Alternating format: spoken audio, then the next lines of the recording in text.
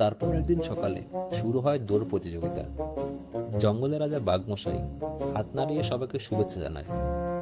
হরিণের বাঁশির সুরে দৌড় দিতে শুরু করে ভোলা ভালুক, বানর, শেয়াল আর নেকড়ে।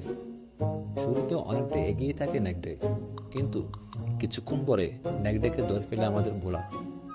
তারপর একে একে বানর, শেয়াল দুজনেই একসাথে দৌড়াতে শুরু করে।